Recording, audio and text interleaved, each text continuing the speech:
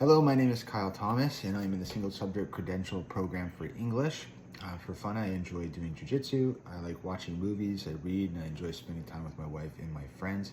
When it comes to my opinion on a good online class, I would have to lean on my experience watching YouTube videos where I enjoy listening to people give speeches and lessons, which for our purposes could be lectures. I also think it's important to have a very clear and thorough online learning platform and course page that explains all of the details that are required for the course.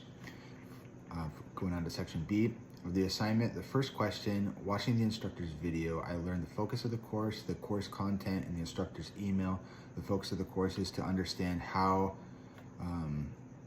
general education teachers can collaborate with special education professionals and how to work collaboratively with families with very diverse backgrounds.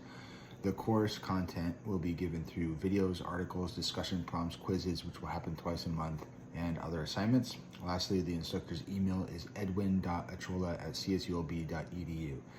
The second question asked us to list the 13 disability categories covered under the Individuals with Disabilities Education Act, or the IDEA of 2004. The 13 disability categories as listed in video 2 are autism, deaf-blindness, deafness, emotional disturbance, hearing impairment, intellectual disability, multiple disabilities, orthopedic impairment, other health impairment, specific learning disabilities, speech language impairment, traumatic brain injury, visual impairment. They're further categorized into high incidence, which are specific learning disabilities, speech and language, intellectual disability, emotional disability, other health impairment, autism, and low incidence, which are multiple disability, hearing impairment, orthopedic, traumatic brain injury, visual impairment, deafness, and blindness. Video 2 explains that the most common educational disabilities are autism and emotional disturbances. Going on to the questions for video 3 and 4. The eligibility rules for special education services are that the person has to have a documented disability as listed in the 13 disability categories, and that the disability must have an adverse impact on school performance. If it doesn't cause an adverse impact on the student's education, it won't qualify for specialized services. For the first of my two common issues associated with adolescents and disabilities, I'll use Dwayne Williams' example, which he gives in video 4.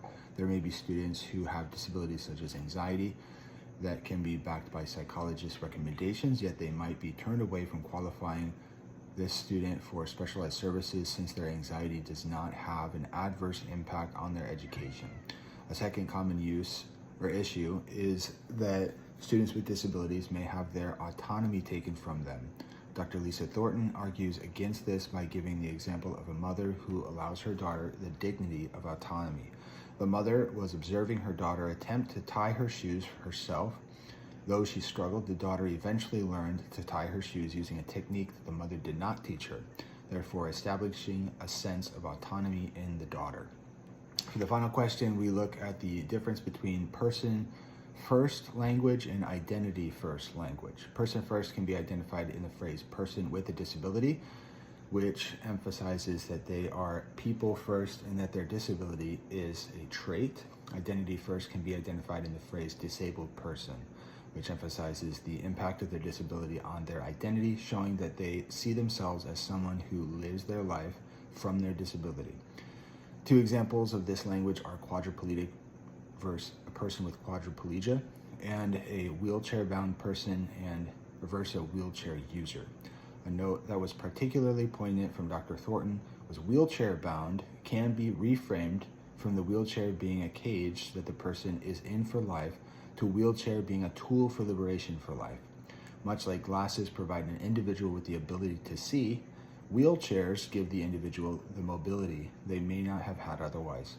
To quote Annie Elaney, "With a power chair, I gain independence. With a power chair, I gain freedom." This concludes my course intro assignment. I look forward to learning with everyone.